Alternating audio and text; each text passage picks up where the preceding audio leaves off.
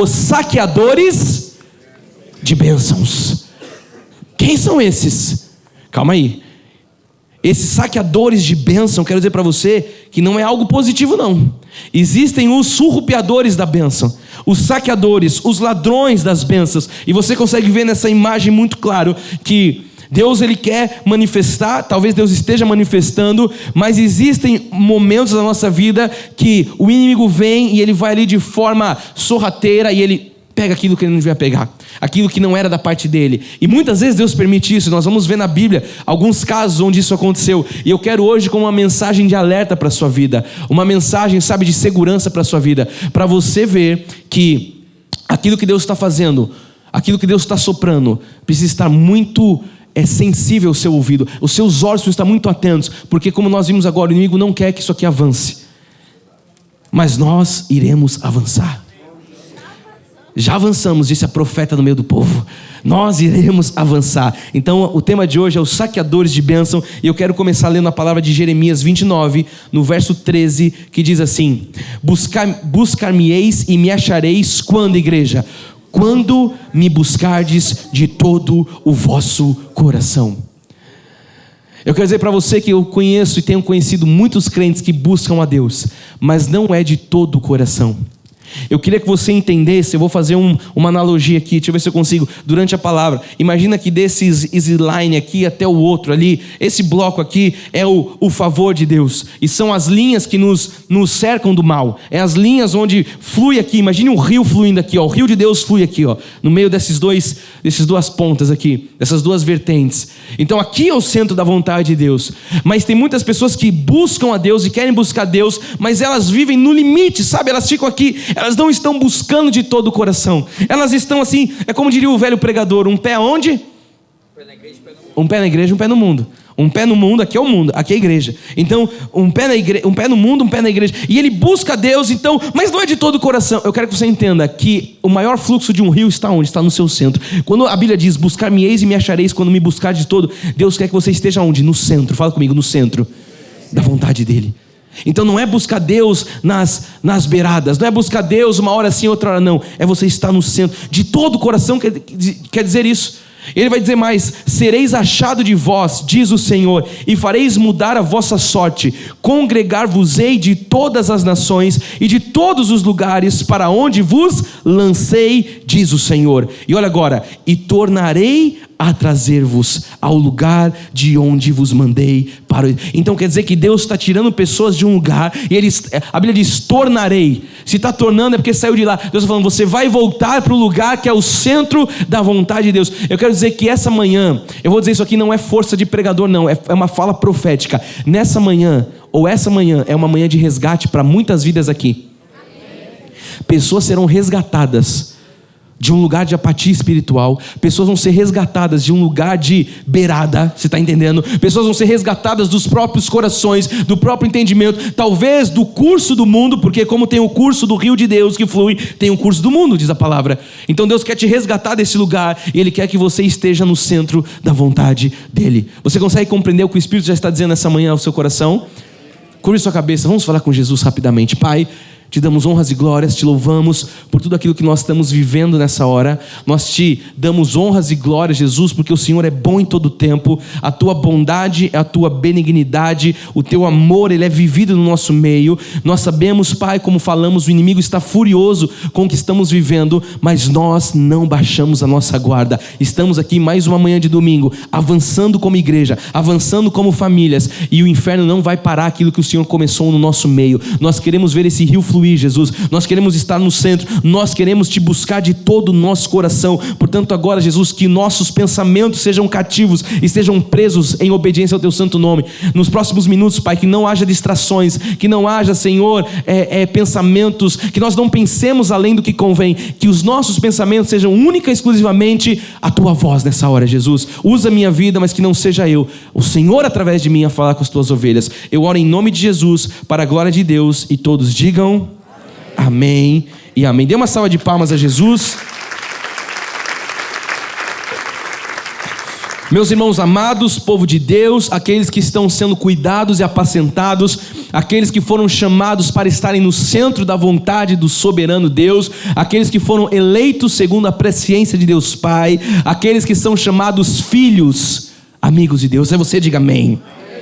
Eu quero iniciar dizendo que Deus tem um plano e um desígnio. E aí você vai dizer, bispo, mas isso aí é tão óbvio. Você sabe que não é tão óbvio para grande parte dos crentes, não. Talvez você que tenha crescido em graça e conhecimento e compreenda os mistérios da palavra de Deus, você entenda isso. E eu quero afirmar o que a Bíblia diz. Deus tem um plano e um desígnio para cada um de nós, como igreja e também como igreja local. Eu quero que você entenda. Você na sua vida com Deus individual e nós como congregação temos também um chamado de Deus. E nós vamos ver ao longo da Bíblia a palavra desígnio aparecendo muitas vezes. Deus tem um desígnio, Deus tem um propósito. Eu queria trazer o que seria este plano, esse desígnio de Deus, para que ficasse muito claro a partir de hoje no teu coração e você não viesse a duvidar, porque a dúvida não pertence a Deus, ela é do maligno. Você não viesse a ficar questionando, será que para mim tem? Será que eu sou será que Deus sabe quem eu sou? Será que eu estou à parte, alheio a tudo isso que Deus está fazendo? Olha o que significa um desígnio. Desígnio é uma intenção, é um plano, um destino. Desígnio é quando tem algo que tem uma finalidade, um propósito. Então quando a Bíblia diz que Deus tem um desígnio, entenda que Deus tem um propósito para a tua vida. Quando a Bíblia diz que Deus tem um desígnio, tem um destino, uma fidelidade, tem uma intenção do coração de Deus para a tua vida. Existe algo, um plano soberano para a tua vida. E dito isso, eu quero ler o que diz o Salmo 40, verso 5, que diz: são muitas, Senhor, Deus meu, as maravilhas que tem operado. Olha só, nós vimos agora, através do testemunho da nossa irmã Beth, muitas das maravilhas do Senhor na vida dela, que ela trouxe publicamente aqui, algumas das maravilhas. E o salmista também tinha esse sentimento, que esse seja o seu sentimento nessa manhã. Senhor, são muitas as tuas maravilhas. Eu sei que às vezes a gente foca só no que o inimigo tem feito, e é o que ele quer, que você se distraia. A Bíblia não diz que ele aparece com um tridente, com um chifre, mas ele aparece como um anjo de luz, com vozes, com palavras, com situações, tentando te tirar do foco. Então esteja atento, porque são muitas as maravilhas. Eu sei que são muitos os levantes, mas maior do que os levantes são as maravilhas que Deus está fazendo na sua vida.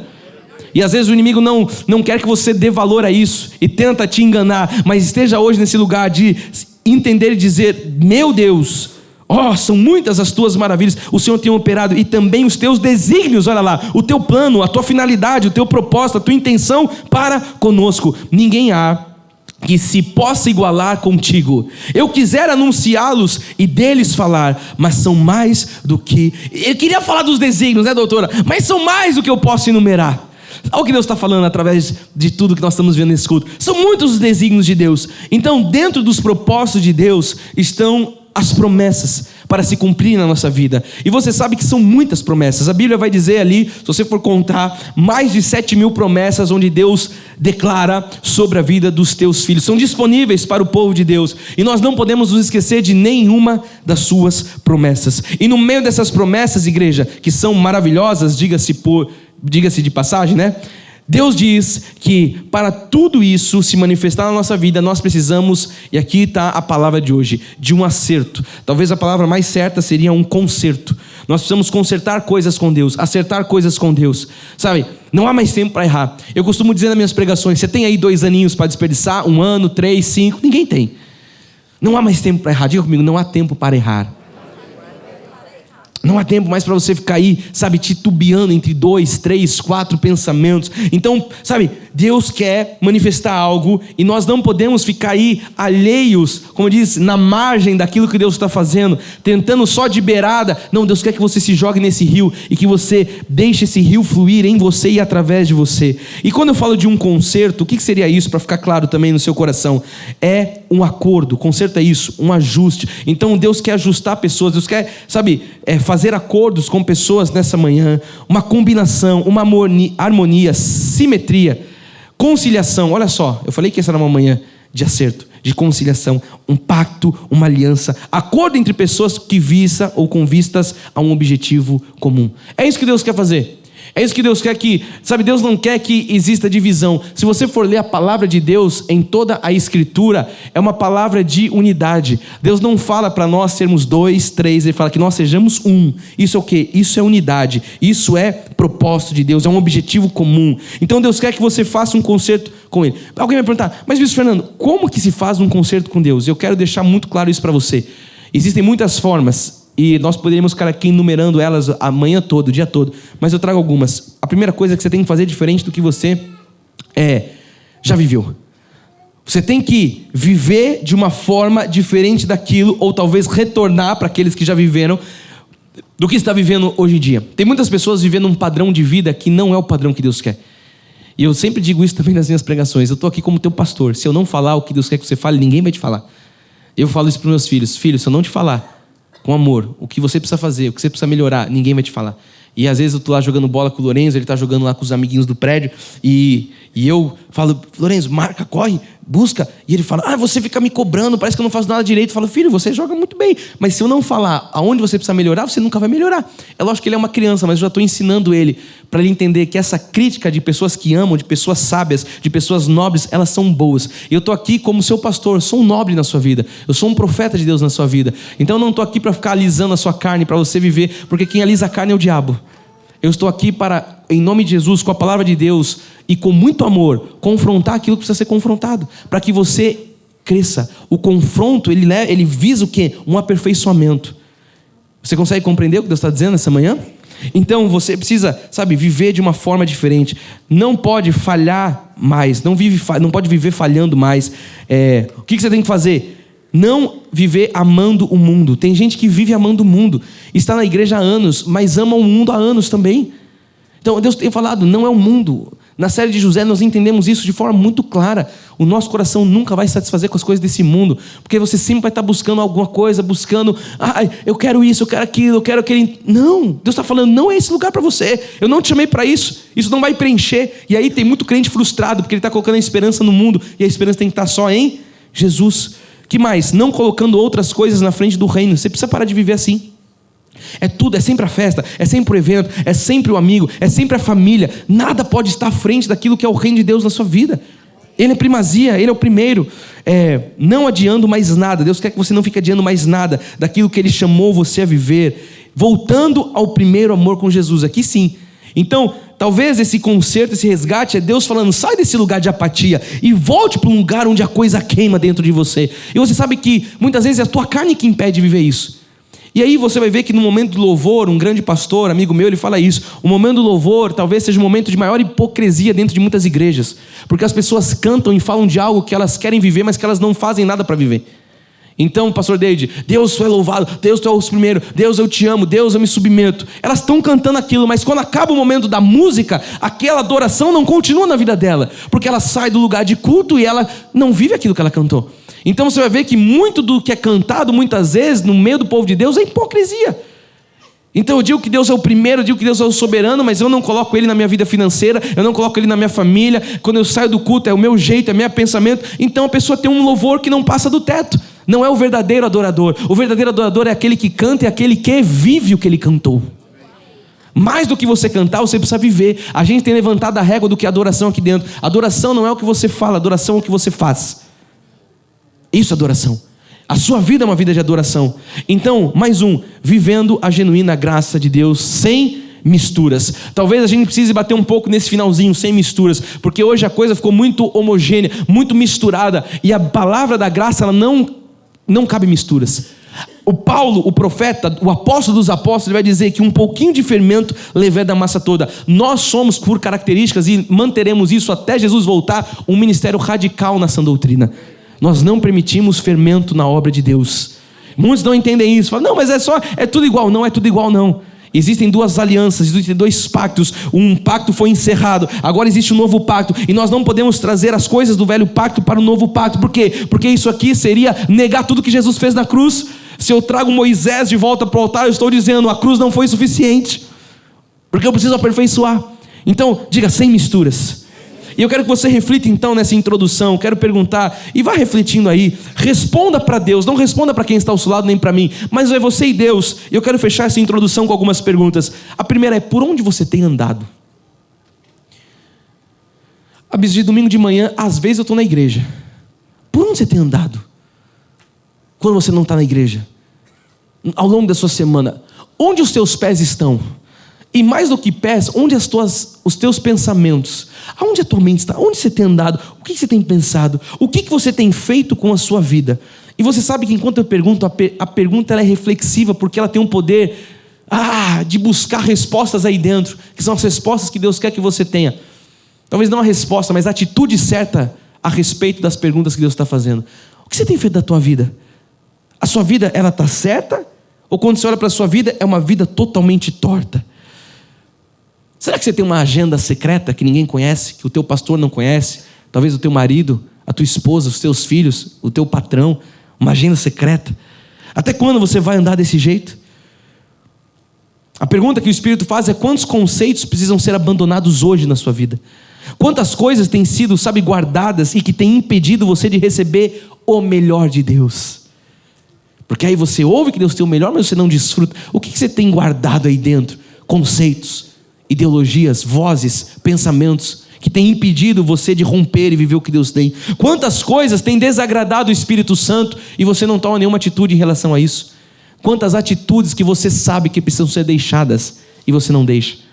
Eu sei que é constrangedor essas perguntas, mas é o Espírito que faz a todos nós nessa manhã. O que tem desagradado o Espírito, que tem impedido você de florescer? Eu sei que você está refletindo naquilo que Deus está te dizendo. Eu quero dizer para você se lembrar nessa manhã que para nós conquistarmos algo, é necessário estarmos preparados para a conquista.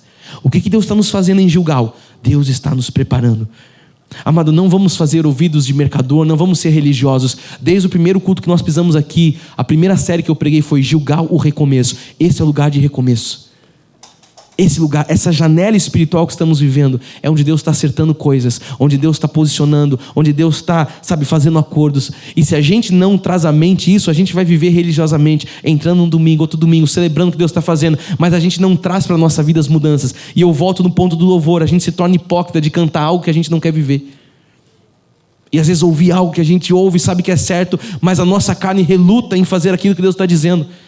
Até quando você vai ficar nesse braço de ferro com Deus? Nessa corda aí, nessa cabo de guerra com Deus. Então Deus falou que Gilgal era o lugar do recomeço, do acerto, o lugar do tratamento. O que Deus está fazendo com todas as séries? Deus está tratando o teu povo. Porque quando você pisar na Canaã, tudo tem que ser tratado. Tudo tem que ser tratado. Porque em Canaã são outras lutas, sim ou sim. Em Canaã são outros desafios. Nós não podemos sair dessa janela espiritual de Gilgal e entrar em Canaã com os mesmos desafios. Eu vou dizer algo que os espirituais vão entender, que em Canaã nós tenhamos novos problemas. Essa tem sido a minha oração. Deus, que sejam novos problemas. Por quê? Porque eu quero que todos os problemas antigos sejam resolvidos em Deus. E Deus abriu uma janela para isso. Deus colocou você, eu tenho dito, entre aspas, numa caverna. Se você for estudar o que é a caverna é algo poderoso. Quem estava num retiro que Deus falou de caverna? Você consegue entender que o Espírito já estava apontando para algo? Deus tirando você, de lugares, Deus trabalhando coisas no seu interior. Se você for olhar para a Bíblia, quando Deus leva Davi para uma caverna, é onde Davi foi ser tratado, é onde Davi vai talhar os seus valentes, para que ele possa conquistar depois o trono. Enfim, veja o que Deus está fazendo no nosso meio, e nós vamos lembrar hoje com isso através de uma história bíblica, e eu vou correr agora para você ver de forma prática. Porque o nosso culto não é um culto teórico, onde você fica aí ouvindo coisas, você fala: o que ele está falando? Eu não entendi. Amado, eu tento ser o cara mais claro possível da parte de Deus, para você entender o que Deus está falando. Esse é um dos meus propósitos com Deus, que até uma criança possa entender aquilo que eu prego, para ser claro. Então olha só, Juízes 6, você conhece a história, eu vou ler alguns capítulos do 1 em diante, diz assim: fizeram os filhos de Israel o que era mal perante o Senhor. E eu vou só dar uma pausa aqui, porque essa frase é o que vai trazer a narrativa toda da história. Os filhos de Israel fizeram o que era mal. Eleitos, povo de Deus. O povo de Deus pode fazer algo mal? Sim. Então nós vamos ver uma história agora que tem consequências daquilo que o povo de Deus fez. Para você não ficar alheio à história ou um pouco perdido na história, ela começa dizendo no verso 1: fizeram os filhos de Israel o que era mal perante o Senhor. Por isso o Senhor os entregou nas mãos dos midianitas por 7 anos. Então os filhos fazem algo mal, o Senhor os entrega nas mãos dos midianitas. Fala comigo: as minhas atitudes têm consequências. Você tem alguma dúvida disso? Eu creio que não. Então isso aqui não é maldade de Deus. Mas Deus pesa a mão. O Deus da tradição, da religião falam que ele pesa a mão. Não. Deus é imutável. Deus tem leis que regem a vida e os princípios espirituais. E uma da lei diz em Gênesis Quanto durar a terra, não deixará de haver sementeira e ceifa.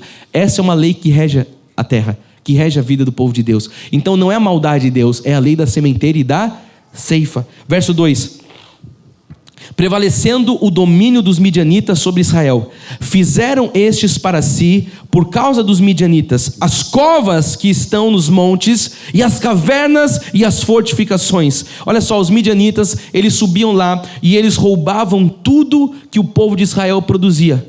Por isso eles começaram a fazer cavernas para esconder os mantimentos.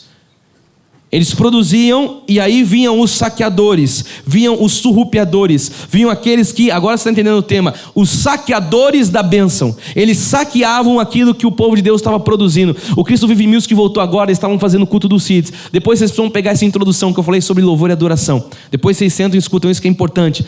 Então, aqui o povo de Deus estava produzindo e o inimigo vinha aí, ceifava tudo. Verso 3: porque cada vez que Israel semeava, os midianitas e os amalequitas, como também os povos do Oriente, subiam contra ele. Verso 4: e contra ele se acampavam, destruindo os produtos da terra até a vizinhança de Gaza, e não deixavam em Israel sustento algum, nem ovelhas, nem bois, nem jumentos. Então, se a gente começasse a ler a história do verso 3, o Cristo Vive Music chegou agora, se eles começassem a ler do verso 3, alguém que não pegou o verso 1, talvez a pessoa pudesse dizer assim: mas o povo estava vivendo uma crise, porque eles estavam plantando, e aí, coitado do povo, porque quando eles produziam, o povo vinha e roubava dele. Mas o verso 1 diz o que, igreja? Fizeram os filhos de Israel o que era mal perante o Senhor.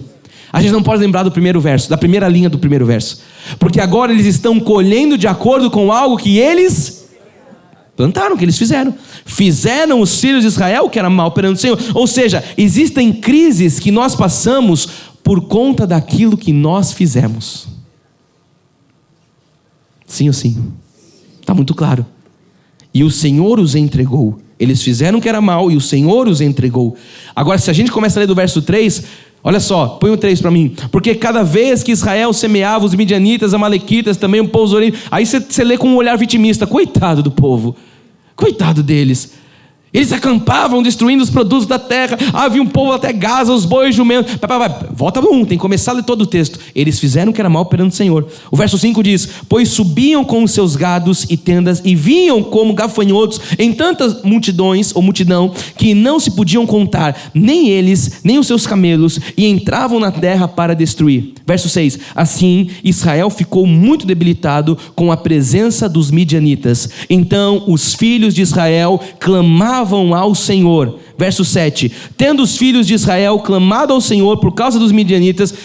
Pausa. Igualzinho o povo de Deus. Eu preciso ser prático com você. O povo de Deus vem na igreja, clama a Deus. O povo de Deus canta. Eu falei do momento hipócrita do louvor. Ele canta algo, ele pede algo a Deus, mas ele não vive aquilo que ele canta, ele não vive aquilo que ele pede. Então a gente vai ver igualzinho hoje. O povo está clamando a Deus, mas se esqueceu que estava plantando errado. Ei, presta atenção, não adianta você clamar a Deus por algo que você está plantando errado. É hipocrisia. Então Deus fala: olha, seja assim, faça assim, o casamento é assim, a vida é assim, a vida profissional é assim, a finança é assim, assim. Você fala: não quero nada disso. Aí você chega na igreja e fala: Deus, pode ser os midianitas do tempo real, prazer. Aí você pega uma geração atual, hipócrita de crentes, que clama algo, mas esquece que no verso 1 fez algo que era mal perante o Senhor. Então peraí, eu tenho que ser congruente. As minhas ações não podem ser más perante o Senhor, as minhas ações têm que ser boas. Entenda que Deus é muito bom e a gente vai ver o quanto o amor de Deus nos cobre, a graça dele nos cobre. Mas não é por isso que nós vamos ser pessoas que têm uma fala diferente de uma atitude. Nós devemos ser congruentes com a nossa fala e com a nossa atitude. O verso 8 diz: o Senhor os enviou profeta. Então veja só, o Senhor levanta alguém para falar com o povo. Ele está levantando alguém para falar com você nessa manhã, sim ou sim? Só não ouve quem não quer, não é verdade? Assim diz o Senhor Deus de Israel: eu é que vos fiz subir do Egito e vos tirei da casa da servidão. Então às vezes Deus levanta o profeta para lembrar de onde Deus te tirou. Eu estou dizendo que Deus está levantando hoje uma voz para lembrar de onde você saiu, de onde você foi tirado. É muito comum a gente ver pessoas chegando na graça de Deus com a vida estourada mesmo. E nada contra isso, porque na graça a gente está aqui para abençoar e a palavra vai prosperar e tudo vai ser, enfim, reconquistado e como é que a palavra diz? Restaurado. Mas é triste quando essa pessoa, depois que é restaurada, ela vai embora e se esquece de onde Deus tirou. Esquece o que Deus fez. Esquece que ela está vivendo algo agora porque ela plantou por um bom tempo em graça. E ela está colhendo. Aí ela fala, não preciso mais da igreja, não preciso mais do pastor, não preciso da comunhão. Enfim, fecha parênteses. Então o verso 9 vai dizer, e vos livrei da mão dos egípcios. Quem tinha livrado? O Senhor. Lembra que lá atrás a gente estudou, eles iam lá, eles estavam no Egito e tal. Agora já passou. Eles foram livrados das mãos do Egito, de todos quanto vos oprimiam. E os expulsei diante de vós e vos dei a sua terra. Verso 10. E disse, eu sou o Senhor vosso Deus. Não temais os deuses dos amorreus, em cuja terras habitais. Contudo, não destes ouvidos à minha voz. Sabe qual que é o grande problema? Nosso, é que a gente não quer dar ouvido à voz de Deus. Você sabe quem Deus é, você sabe o que Deus diz, mas você não quer ouvir, você quer, sabe, tentar ainda do seu jeito. Você quer tentar na tua força, no teu braço. Então, esse aqui continua sendo um problema da geração atual. Não dá ouvido ao que Deus diz. Israel estava naquela situação porque não havia dado ouvidos à voz do Senhor. Veja que esse verso 10 ele deixa muito claro. A desobediência leva a nossa vida para trás. A desobediência faz a nossa vida retroceder. Então, pecado, ocultismo, esoterismo, idolatria, o misticismo, o sincretismo, a mandinga, a macumba gospel, tudo que você vê hoje, superstição, só leva uma pessoa para marcha ré. Deus não tem nada com isso. Então você ficar vivendo de superstições. Não, quando o bispo fala amém, eu bato 3 vezes na cadeira. Bate 4 então. Duvido bater 10. Vou deixar o cara que tem toque até o final do culto batendo. Cara, ou você vive por fé ou você vive de superstições. Isso não agrada a Deus. Isso traz a pessoa um retrocesso na vida. Então disso todos nós sabemos. Mas e conosco que somos crentes convertidos? Como é que fica? Olha, eu sei que Deus não quer nada com a macumba, Deus não quer nada com o esoterismo, tal. Mas e como é que agora no nosso contexto? Como é que diz? Na nossa bolha, né? Como é que é agora na vida do crente? Porque você sabe do que Deus não tem com as coisas do mundo, talvez, do ocultismo. Então quando você faz algo que é contrário à palavra de Deus, quando você faz algo que é contra as orientações de Deus, você está dando ré na vida, você está retrocedendo. Por que o povo ficou 40 anos andando em círculo? Porque eles fizeram o que era mal perante o Senhor. Murmuraram, puseram o Senhor à prova, idolatria, imoralidade, não foi? 5 pontos que eles não avançavam. Por quê? Fizeram o que era mal perante o Senhor. Avareza, cobiça. Aí o crente de hoje fala, eu quero avançar, eu quero conquistar, eu quero vencer, mas continua fazendo o que é mal perante o Senhor, não faz sentido. Então coloque a sua vida debaixo da palavra de Deus nessa manhã, sabe? Seja um crente de verdade. E você vai ver que as coisas, elas começam a ser colocadas no lugar certo, as coisas vão sendo, sabe, endireitadas. O que disse o sábio?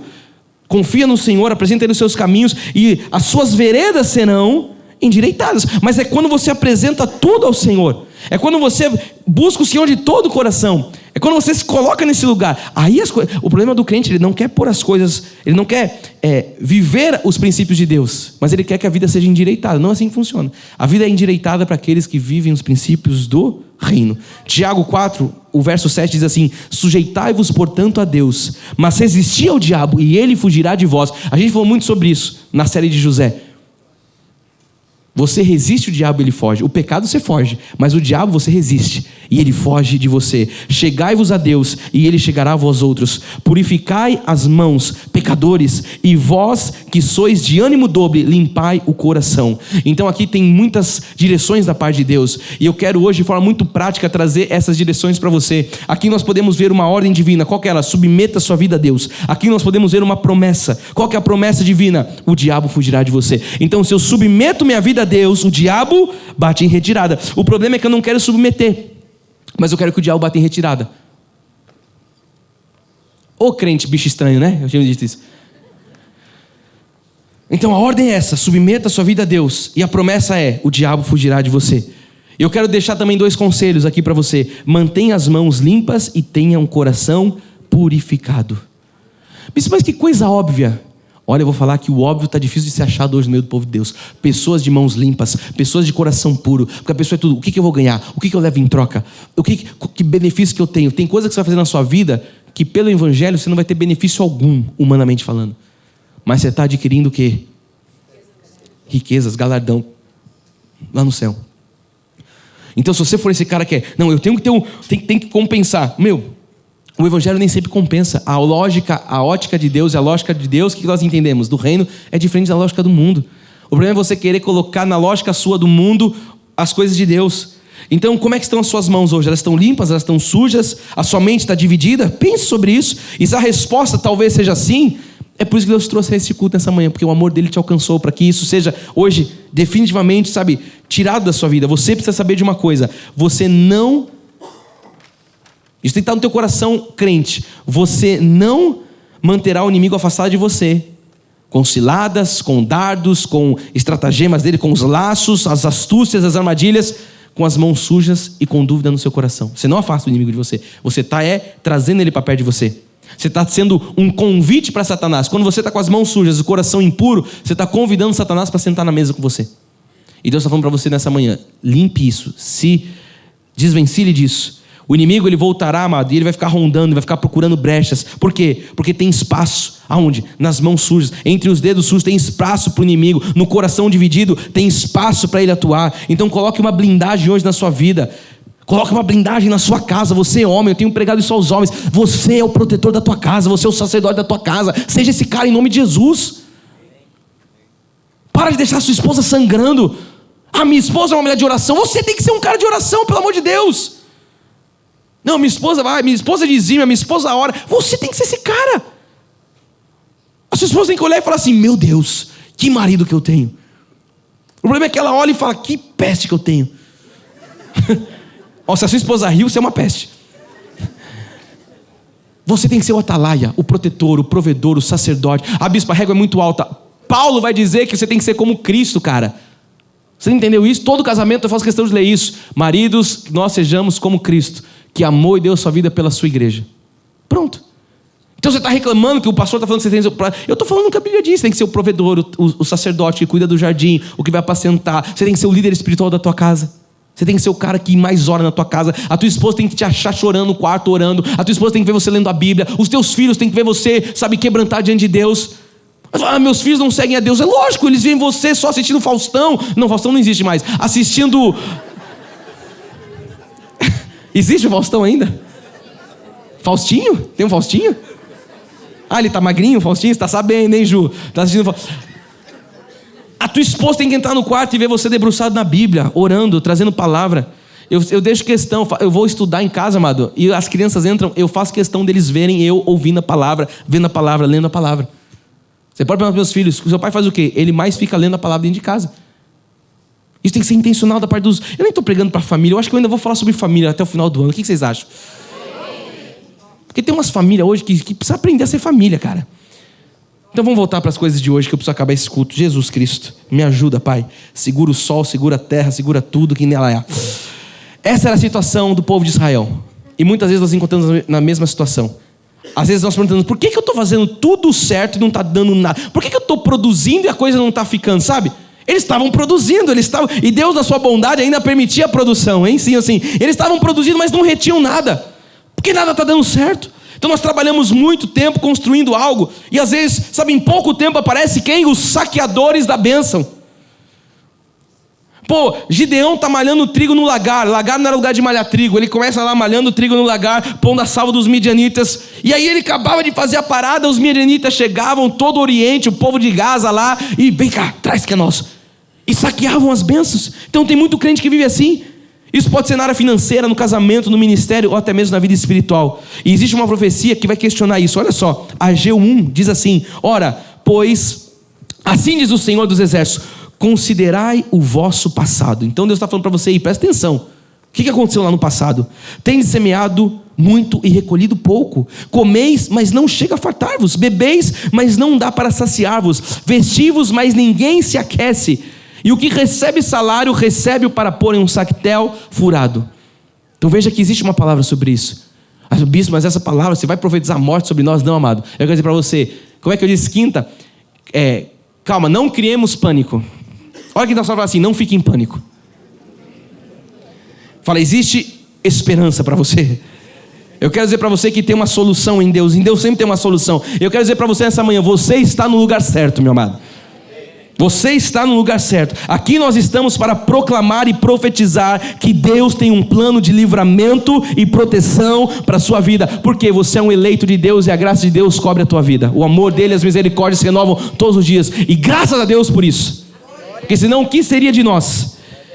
Então nós vamos ouvir o plano de Deus para nós fazermos esse concerto e seguirmos esse maravilhoso caminho com Jesus. Sabe o que Deus quer? Deus quer trazer restituição para você. Deus quer trazer restituição para a tua casa. Deus quer, sabe, que esse concerto, ele se estenda a todas as áreas da sua vida, para você andar e seguir no caminho maravilhoso. Deus não quer você lá, sabe, o pé fora do rio, um pé dentro do rio. Às vezes você bebe a água do rio. Deus quer que você esteja, sabe, imergido nesse rio. Deus quer que você esteja submerso nesse rio. Deus quer que você fique em um lugar que não dá para passar nada. Lembra o que disse o profeta? É nesse lugar que Deus quer que você esteja. Então eu quero dizer para você: mas como é que isso acontece?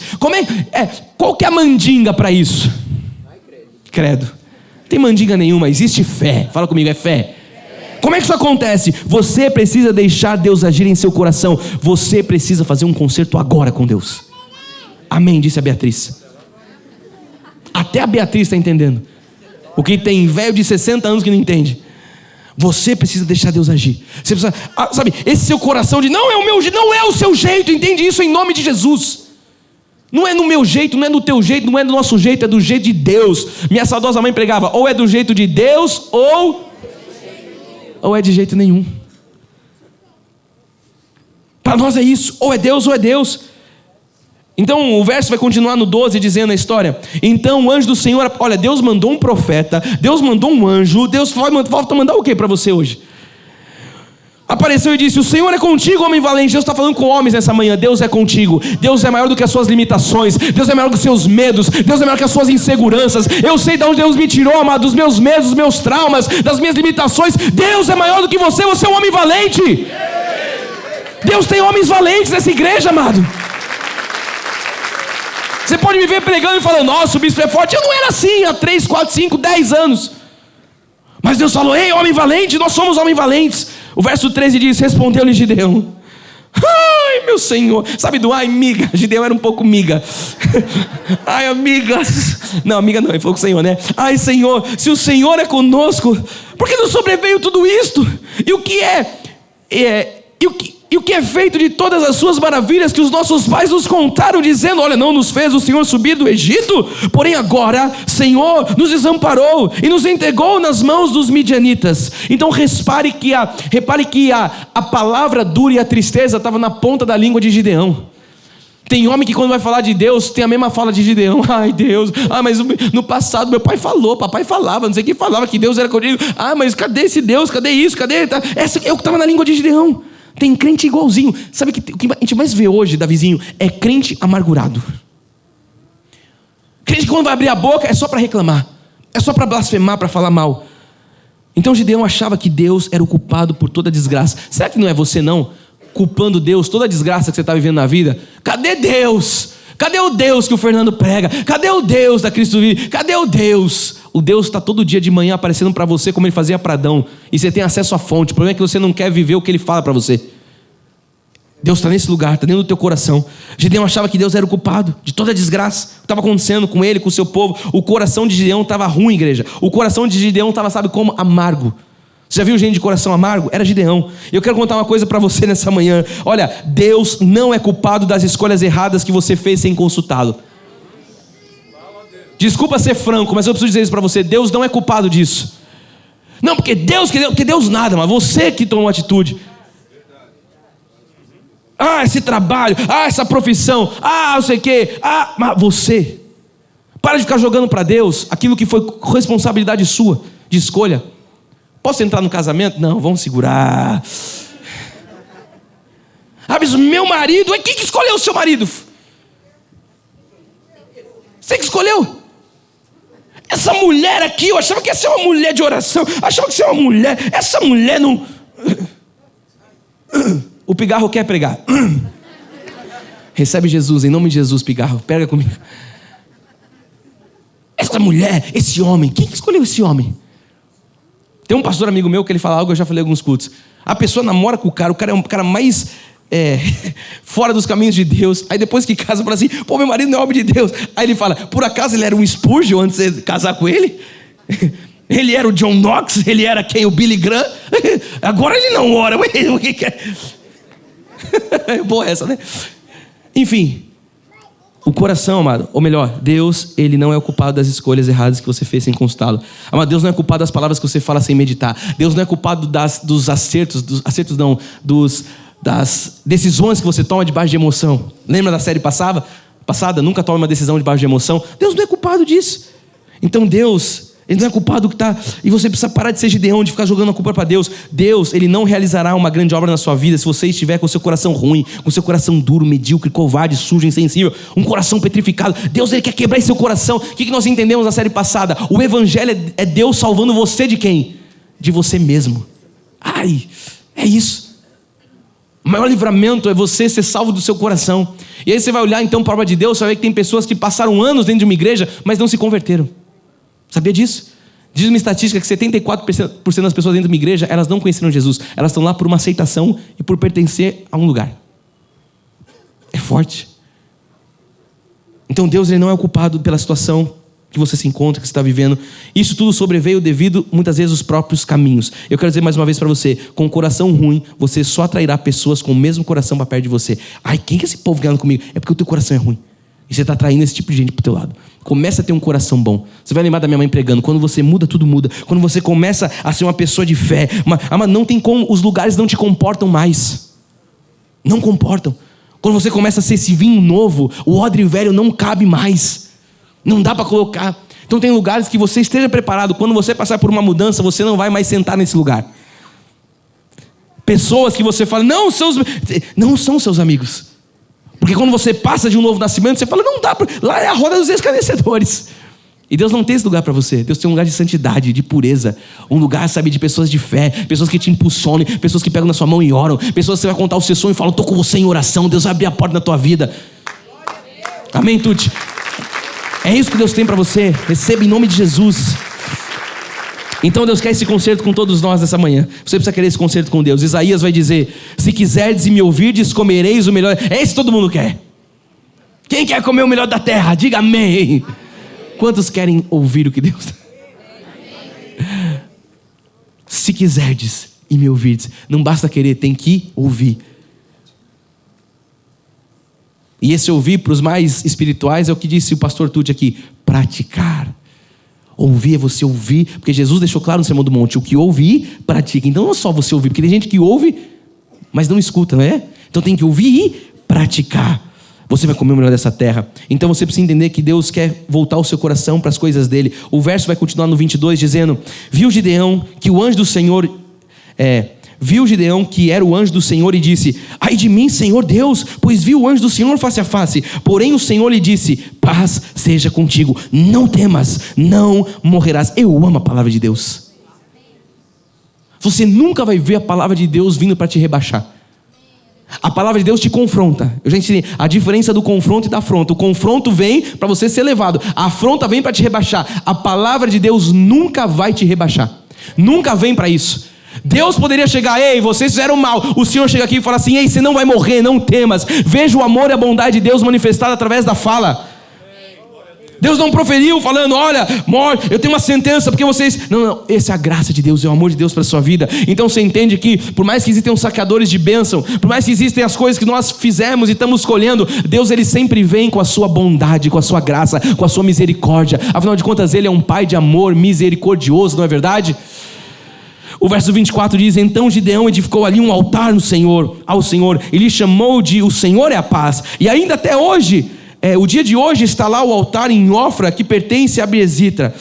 Então a gente vai entender que quando Gideão entende que a culpa não é dele, ou melhor, que a culpa não é de Deus, quando ele entende isso, ele levanta um altar de adoração. Toda vez que você sai do vitimismo, você começa a adorar a Deus. Toda vez que você sai dessa lamúria, o seu coração se volta às coisas de Deus. Quando nós recebemos a revelação do caráter de Deus, igreja, isso nos traz quebrantamento. Sabe aquele coração duro? Eu tenho visto isso, minha mãe pregava sobre isso. A Bárbara recentemente lembrou sobre isso no testemunho dela. Olha, a maior milagre é quando uma pessoa tem aquela mente dura e amolecida. Você fala, não é possível, é o maior milagre. A transformação de um pensamento, a transformação de um caráter. E Deus tem isso. Sabe, Ele quer que o seu coração seja quebrantado, porque Ele quer levar você a um concerto, a uma adoração. Então, quem não é quebrantado, de verdade, sabe, verdadeiramente, não consegue fazer um concerto com Deus, não consegue nem adorar a Deus. Eu vou voltar na minha primeira fala. É uma adoração hipócrita. Ele canta de algo que quando acaba o acorde ele não vive. Ele é um hipócrita cantando: Deus, tu és o primeiro, Deus, o Senhor, eu me submeto, Deus, eu te rendo. Rende o quê? Rende o quê? Se Deus fala para você: coloca 10% aqui que não pertence a você. Não. Então não cante. Você está entendendo?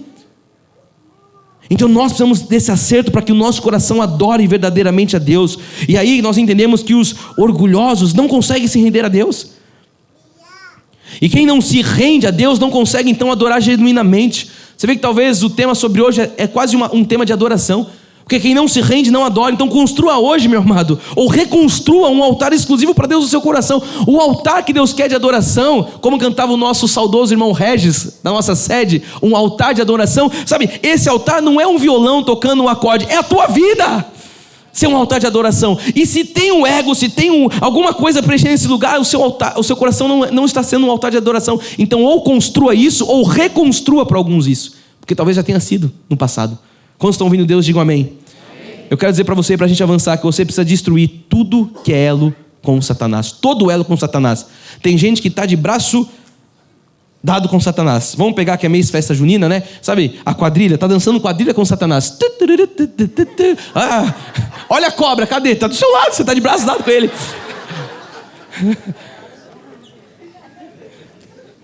Está lá dançando. Sabe onde ele está no rio? Ele está aqui, ó. Um braço está com Satanás e o outro braço ele está no culto na igreja domingo. Aqui, ó. É isso mesmo. Você é bom sonoplasta? Não é o seu ministério. Fica na Libras. Foi você que cantou? Fica na Libras, Gustavinho, que é melhor.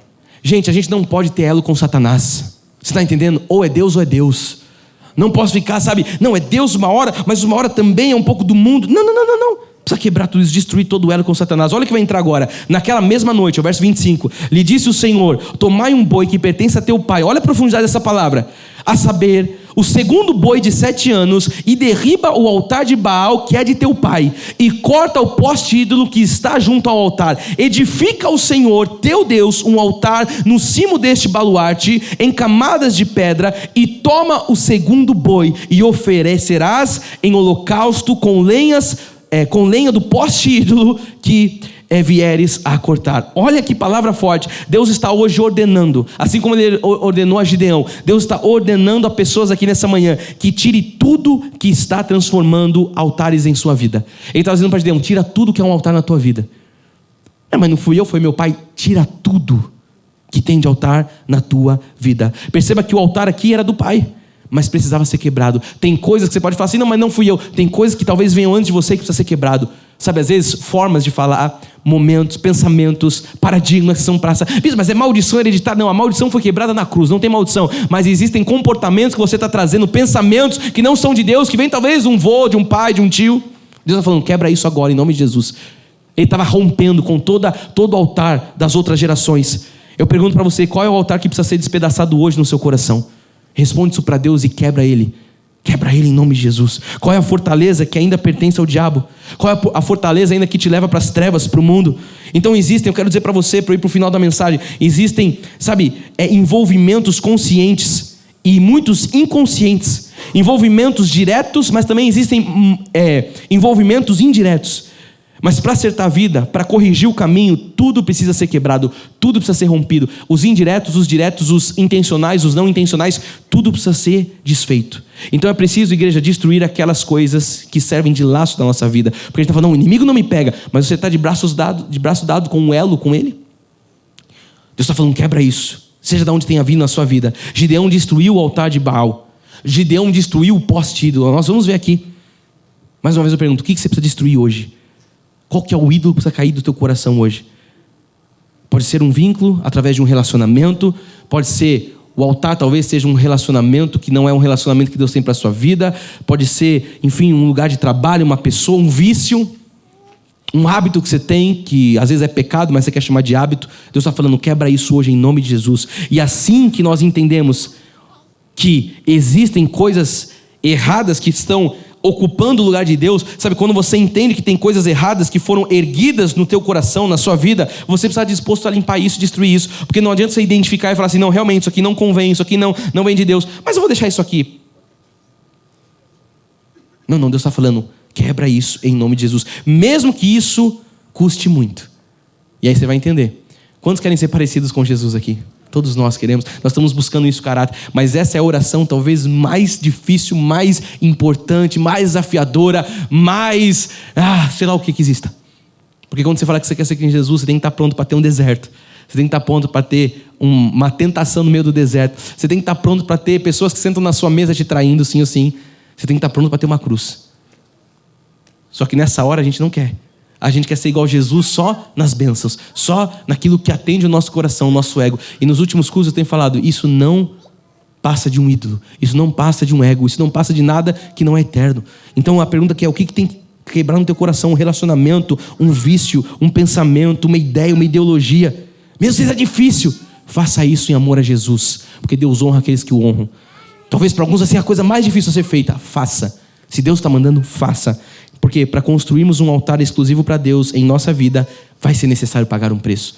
O preço da salvação, não, esse foi pago, mas o preço da sua renúncia. É aquela famosa história, carrega a sua cruz, negue-se. Negue-se a si mesmo, carrega a sua cruz. Nessa hora eu não quero, bispo, essa parte eu não... Deus está falando. Não lute contra Deus. Então o Gideão pagou um preço. O Senhor mandou o Gideão despedir os tímidos, os medrosos, os confusos, os inseguros. Lembra? Não vou ler aqui, mas olha, tem muita gente. Deus fala assim lá nos primeiros capítulos: ô Gideão, se for todo esse povo de Israel, vocês vão falar que foi o seu braço que ganhou. Tira todo esse povo, volta de 32 mil, volta tantos mil. Depois tem os 10 mil. Ele fala, não, tem muita gente ainda, os covardes. Aí os que vai beber água que nem cão, ele fala assim, não, tira esses são os covardes, esses baixam a cabeça, esses não vão avançar. Tira esse povo, não presta.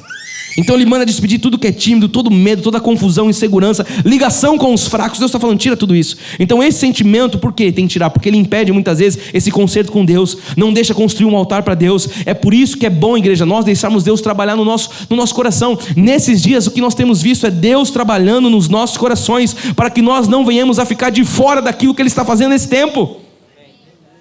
Eu não quero chegar lá em 2030, na agenda 2030, eu não quero chegar em 2030, 2040 e falar, realmente aquele tempo lá do cinema foi uma bênção. Mas eu só observei, eu só fiquei como um espectador. Para de ser um espectador, seja um protagonista daquilo que Deus está fazendo no nosso meio. Arregace as mangas, ore, esteja envolvido. Posso ouvir um amém forte da igreja? Amado, para pensar aquilo que Deus está fazendo no nosso meio e o que Ele vai fazer ainda nos próximos meses de 2024, no nosso futuro. Eu quero participar. Eu quero ver isso fluir através de mim, através de você, querer isso também. Então, se nós quisermos que Deus arrume a nossa vida, nós precisamos estar atentos e de prontidão. Eu não posso estar assim, não, eu quero, mas sabe aquela coisa, eu sou ausente. Eu vou te ensinar um conceito, ele não é bíblico, mas ele vai cair bem no seu coração. Os ausentes não têm razão. Os ausentes nunca têm razão. É aquele cara que nunca está, mas ele chega e fala assim, posso dar uma opinião? Você fala, não, cara, você não está carregando piano. Eu acho que essa sala de cinema, você não vem no culto, você não dá R$1 aqui, você quer falar se o ar é quente, é frio, se o púlpito é preto, amarelo.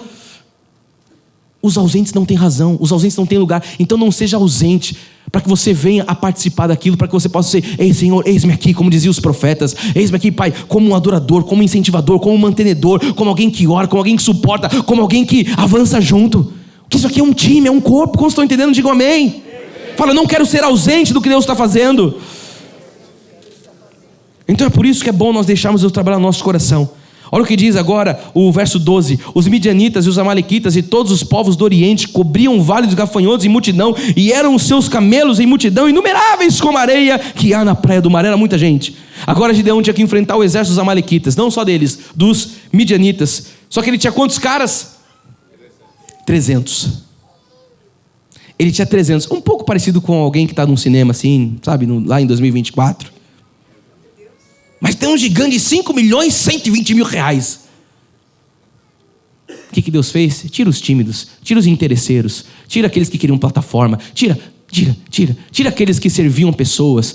Porque o que mais tem impedido nesses últimos 2 anos, amado, é que a maioria das pessoas dentro da igreja, elas estão servindo pessoas, nunca entenderam quem é Deus, porque elas estão servindo para ter algo em troca, elas não entenderam que o serviço não requer algo em troca, o serviço é algo que você dá como oferta a Deus.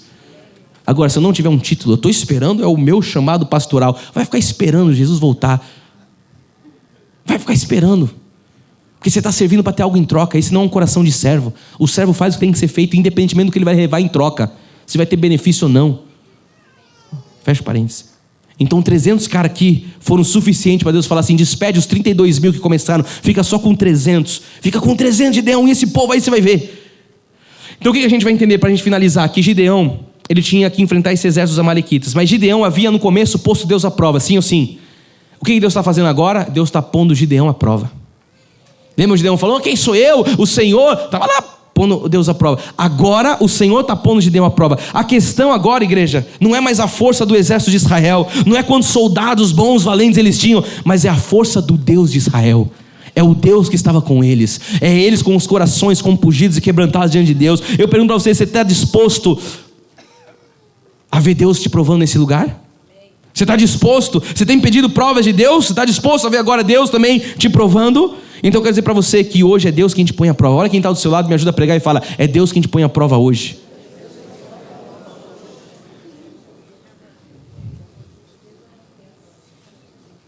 Então não era mais uma questão de exército, era uma questão espiritual. É o que Deus está dizendo nessa manhã. Deus está te pondo à prova. Ele está dizendo mais nessa manhã. As perguntas reflexivas do Espírito, elas continuam ecoando dentro de nós. Você vai ou você não vai viver diferente através do que você está ouvindo hoje? É o que Deus está perguntando.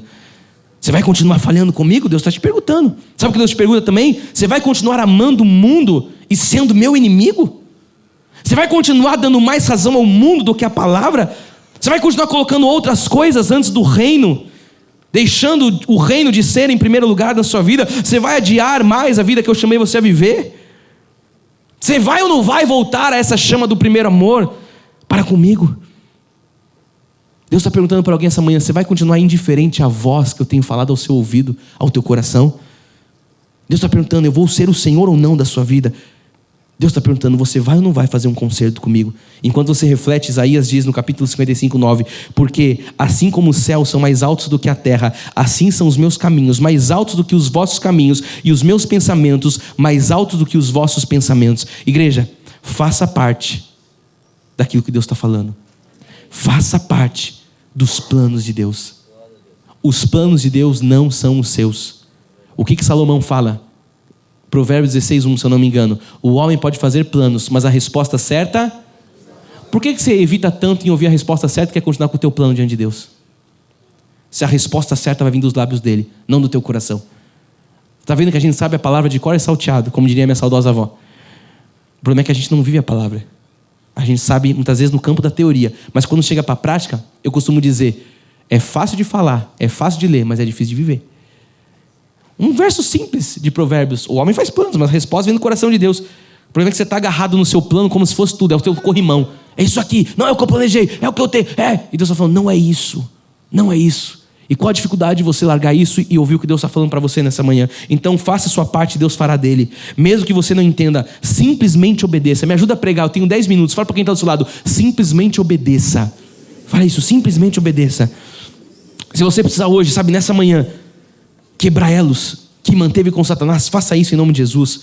Volte, quebre o que Deus está mandando quebrar. Sabe, nós cremos que Deus, nesses dias, está colocando uma palavra de fé no nosso coração. Deus está produzindo, pela ação do Espírito, sabe, um grande quebrantamento. Desde a saída de José, amado, eu tenho visto isso nos testemunhos, no que Deus está falando no meio da igreja, produzindo no meio da igreja. E eu entendo que Deus está produzindo sim uma volta ao primeiro amor, manifestação de promessas antigas, manifestação de renovo. Eu tenho experimentado isso na minha vida e tenho visto isso na vida de tantas pessoas. Não queira você ser o alecrim dourado. Não, comigo não acontece. Com você acontece porque Deus não faz acepção entre os seus filhos. Você é amado de Deus como todos os outros. Então, para nós concluirmos e orarmos, você que é um irmão abençoado, você que é um eleito em Jesus Cristo, sabe, nessa história de Gideão, nós estamos vendo aqui, Deus aparece, manda um anjo, manda um profeta, fala com Gideão, e nós estamos vendo aqui Gideão consertando a sua vida, endireitando o seu caminho. E aí você vê Gideão vencendo com Deus. Você vê Gideão, sabe, vivendo a promessa de Deus. Eu pergunto: e você? Você deseja o mesmo final da história de Gideão? Você deseja o mesmo final da história de Davi? Você deseja o mesmo final da história de José? Então queira você também fazer o que Deus está mandando você fazer. Você vai dizer: bispo, é muito difícil. Sim, porque você colocou um ídolo. Sabe como é que funciona? Eu vou trazer essa imagem, alguma pregação que na minha mente Mas assim, imagina que você está vivendo as coisas com Deus, e você está vivendo com Deus, e aí em determinado momento você está aqui no rio, o rio está fluindo aqui, sim ou sim, está fluindo. Aí você vai indo para a beirada do rio, você vai indo para a beirada, você ainda está no mover de Deus, porque tem tudo isso aqui de mover de Deus, mas você começa a ficar num lugar pequeno, aí você começa a ver o mover, as coisas acontecendo ali, você já tenta pegar água, o seu pé molha, aí quando você vê, você já está meio que fora do mover de Deus. Eu não estou falando de salvação, tá bom? Eu estou falando de mover de Deus, de viver o que Deus tem. Aí quando a pessoa se dá conta, ela está numa ladeira abaixo, e ela vai descendo, e ela vai descendo, e ela vai descendo, ela não percebe, é só um happy hour, é só uma cheirada aqui, é só uma fumada, é só um copo, é só não sei o quê, é só um flat fora do casamento, é só um site estranho, é só uma corrupçãozinha, é só sabe, é só um desvio aqui, é só uma nota fria lá, é só isso, e a pessoa vai vindo, sabe o que? Isso aqui é uma ladeira abaixo, só que aí chega no momento que Deus fala assim, ei, você está muito longe de onde eu aqui. Aí sabe o que você faz agora? É o lugar que muitos estão hoje. Eles olham para trás, o que tem agora? Uma subida. E é Deus falando hoje para você, quebra tudo isso e volta. Aí você fala, mas está muito longe. O problema é que você foi se afastando tanto. E agora o ídolo no teu coração está lá concretizado. E você às vezes não consegue nem enxergar o que Deus está falando do lugar do centro da vontade dele. Só que você está tão distante, Deus está falando, aí começa a subir. Qual que é o esforço? Que eu falei, vai ter que ter um preço. Você vai ter que começar a mover. É na canela que é na subida que a canela engrossa. Começa a voltar. Ué, você não foi descendo? Porque para descer, como é que fala? Todo santo. Santo já te ajudou a descer, por acaso? Na descida, todo santo ajuda. Agora na subida, o que é a subida? É você falar, nota fria, não posso passar. Na subida corrupção, não faz parte dos planos de Deus. Adultério, não, preciso me reconciliar com a minha esposa. Eu preciso voltar, eu preciso virar um dizimista ofertante. Eu preciso ter fidelidade à casa de Deus. Eu preciso ter compromisso. Só que agora é subida, cara. Mas você não vai ser Gideão e falar, Deus, Deus está falando, Deus tirou o povo do Egito, Deus fez tudo. O problema é que os caras desceram, fizeram o que era mal perante o Senhor, o povo de Israel. Começa assim o texto. Agora Deus fala, sobe. Só que sabe qual que é a bondade de Deus? Deus, ele vai lá com você. E ele pega você pela tua mão direita. Ele fala, vem que eu estou junto. E a gente vai subir junto. É o que diz a palavra. O jugo é suave, o fardo é leve. Sabe por que o jugo é suave e o fardo é leve? Não é porque Deus tira de você, ele pega. Muitas vezes é porque ele só põe a mão junto e fala assim, eu estou com você. Vai. Sabe quando você está segurando o piano e fala, vai cair? Chega alguém e fala assim, eu estou com você. E você fala, é isso que Deus faz muitas vezes. Mas ele deixa você muitas vezes sentir o peso. Ele deixa você muitas vezes sentir. Por quê? Porque você plantou. Agora você vai ter que colher. Mas ele está com você. Davi falava, mesmo no vale da sombra da morte, existe uma vara, existe um cajado. O que é isso? Exortação, direção. Deus não abandona, Deus não te abandona. Olha quem está do seu lado e prega para ele e fala, Deus não te abandonou. Fala assim, mesmo que você tenha descido uma ladeira grande. Eu preciso acabar o culto. Eu quero dizer que hoje, sabe, você precisa agora quebrar coisas no seu coração. Voltar para Deus, destruir o elo que pertence a Satanás, o mundo. Hoje a sua vida pode estar uma volta de quantos graus, igreja? Eu acho que é 180, né? Porque 360 você volta para o mesmo canto. A minha vida vai dar uma volta de 360 graus. Fala, rechaçado. Está amarrado. 180, o que é isso? Eu estou indo para cá, Deus fala, é para cá. É isso que Deus quer que você faça hoje. Essa inversão de destino, essa inversão de caminho. Então hoje ela pode acontecer. Sabe qual é a chave para isso acontecer? Bispo, me dá a chave. Arrependimento, reconciliação. Só você pode fazer isso. Eu posso pregar, eu posso orar, eu posso impor a mão, eu posso falar como você tem que ser como homem, como mulher em casa, mas só você pode viver isso na sua vida, porque essa vida é você com Deus. Então agora é você misturar isso tudo com fé e desejar viver isso. Para nós irmos para o final, o salmista diz no Salmo 34, verso 18, perto está o Senhor dos que têm o coração quebrantado. Sabe lá, mesmo que você tenha descido a ladeira, o Senhor está perto, porque você tem um coração quebrantado. Salva os de espírito oprimido. Mesmo aquele quando se perde, quando aquele vai longe, tem um espírito, sabe, tem um coração sensível, ele ouve a voz do bom pastor. Verso 19, muitas são as aflições do justo, sim ou sim, igreja? Mas o Senhor joga mais aflição, o Senhor empurra na ladeira, o Senhor fala, agora vai com você. Não, o Senhor aparece e fala, homem valente, não temas. Não foi o que ele disse para Gideão? É o que ele está falando para você hoje. Como que Deus está dizendo isso para você hoje? Através do salmista que diz, são muitas as aflições do justo, mas o Senhor de todas o livra. Preserva-lhe os ossos e nenhum deles sequer será quebrado. O infortúnio matará o ímpio e os que odeiam o justo serão condenados. O Senhor resgata a alma dos seus servos e dos que nele confiam. Nenhum será condenado. Nenhum será condenado. Diga, eu recebo essa palavra.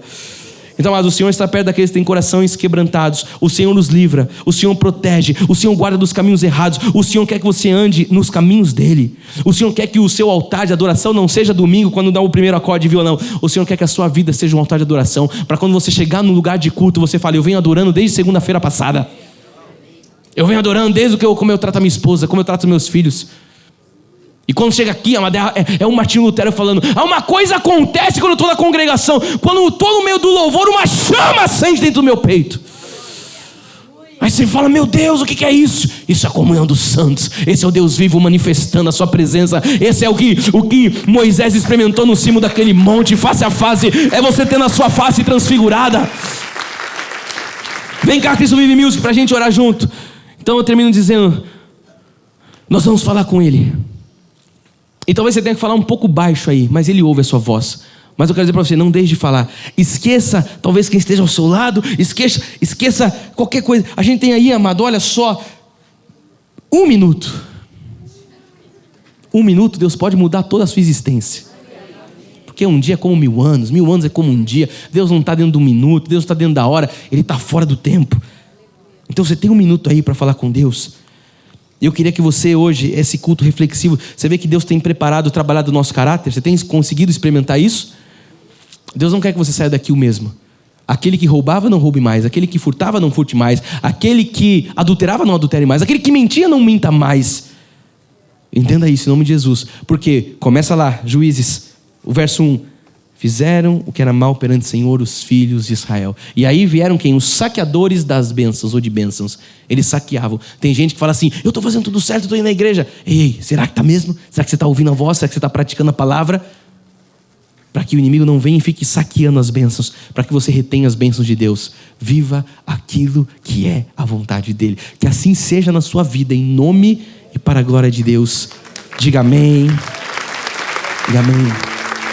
Fica de pé no teu lugar, vamos terminar orando. Obrigado, Jesus, por mais uma manhã. Obrigado, Jesus, pela palavra que exorta. Obrigado, Jesus, pela palavra que consola. Obrigado, Jesus, porque o Senhor é bom em todo o tempo, e a tua bondade, a tua fidelidade, nós estendemos, como diz a palavra, está durando de geração em geração. Obrigado, Jesus, porque o Senhor tem nos levado para um lugar de muita intimidade, de profundidade. E a minha oração agora, Jesus, é para que todo espírito de religiosidade caia hoje por terra, Pai. Todo espírito de apatia, todo aquele que está, Senhor, à margem do teu rio, aquele que está talvez descendo essa ladeira, Jesus. Oh, Pai, a minha oração é essa, Jesus. Que o Senhor possa vir a converter os nossos caminhos. Que o Senhor possa vir a acender a chama do primeiro amor. Que o Senhor possa vir, Pai, hoje, nessa oração final, Jesus, e ver que dentro dos nossos corações, de fato, um altar de adoração, ele está estabelecido. Nós nos rendemos inteiramente aos teus pés, Jesus. Nós nos rendemos inteiramente àquilo que o Senhor está falando. Oh, Senhor, se nós temos que quebrar um vaso, nós fazemos isso nessa hora, Pai. Quantas vezes forem preciso, Deus, o Senhor nos quebra como vaso, e nós não vamos ficar aqui relutando. Nós vamos dizer sim e amém, porque estamos sendo tratados, porque estamos sendo restaurados, porque estamos sendo, Senhor, edificados por Ti. Obrigado, Jesus, porque o Evangelho tem nos salvado de nós mesmos. O nosso coração, Pai, quando nós ouvimos a Tua palavra, quando nós lemos a Tua palavra, ele não é mais o mesmo, ele não permanece mais o mesmo. Jesus, ajuda aquele que tem dificuldade, Pai, em se render às coisas puras. Ajuda aquele que tem dificuldade, Jesus. Oh, Deus, não importa quão baixo esteja nessa ladeira, o Senhor vai e nos busca quantas vezes forem necessárias. O Senhor deixa as 99 e busca aquela que está faltando. Oh, Jesus, mas nós não queremos ser crentes, Pai, imaturos. Nós não queremos ser crentes mimados. Nós queremos viver no Teu rio, Jesus. Nós queremos viver no centro da Tua vontade. Nós queremos, Pai, ser pessoas que o Senhor se agrada. Que o Senhor possa se agradar de nós, porque está escrito que aí sim o Senhor satisfará os desejos dos nossos corações, Jesus. Oh, Deus, agrada-te dessa igreja, Jesus. Tudo que nós estamos vivendo como igreja, Pai, esse milagre financeiro que estamos vivendo, Jesus. Oh, Deus, o que te daremos por todos esses benefícios? O que te daremos por todos esses benefícios, Jesus? Oh, Jesus, somente a nossa gratidão. Nós estamos vendo, Pai. Em fevereiro, Jesus, nós não tínhamos nada. E nós estamos chegando, Pai, agora no mês de julho, já com parcelas antecipadas. Deus, nós agora começamos a subir, Senhor, esse último gigante, começamos a cortar a cabeça dele, Jesus, e nós declaramos que será cortado em nome de Jesus, Pai. Já foi cortado. Por quê? Porque nós estamos como igreja sendo sensíveis à Tua voz. Todo o ego dos nossos corações está sendo tirado. Oh Pai, toda dureza, toda incredulidade, todo vício, Jesus, oh, toda animosidade, toda palavra frívola, o Senhor está tirando, o Senhor está sarando, o Senhor está, Pai, corrigindo rodas, o Senhor está corrigindo corações, e nós estamos vendo a testificação disso, Pai. Nós temos visto, Pai, isso de forma como uma provação do céu, Jesus. Oh Jesus, obrigado, Pai. Obrigado, Jesus, porque estamos aos Teus pés. Você pode dizer isso com a sua voz para nós terminarmos? Diga que você quebra o seu vaso, levante suas mãos e derrame diante dEle. Senhor, saímos daqui prontos, Jesus, prontos, restaurados, fortalecidos, renovados, para viver a Tua vontade. Saímos daqui, Jesus, não como Gideão disse: ah, Senhor meu Deus, não com uma fala vitimista. Deus, nós saímos daqui com a Tua voz que diz: ser forte, homem valente, não temas, porque não morrerás. Pai, que essa palavra possa ecoar nos nossos ouvidos espirituais. Hoje, ao longo dessa semana, nos leva, Jesus, para uma semana de bênçãos, nos leva para uma semana de avanço, nos leva para uma semana de conquistas, nos leva para uma semana de milagres, prodígios, sinais e maravilhas. Deus, nós declaramos que não haverão saqueadores da Tua bênção. Nós repreendemos, Pai, toda ação das trevas, todos os levantes. Deus, coloca os anjos nos livrando do que vemos e do que não vemos, porque nós sabemos que o anjo do Senhor está acampado ao nosso redor, nos livrando de todo mal. Nós saímos daqui declarando que as doces manifestações do Espírito Santo serão constantes, serão permanentes na vida daqueles que são mais que vencedores, e os que vão viver as bênçãos de Deus, digam: eu quero ouvir o seu brado de vitória ao Deus justo, firme. Aleluia!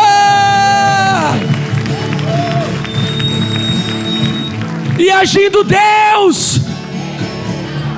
Abraça quem está do seu lado e fala: Deus agiu nessa manhã.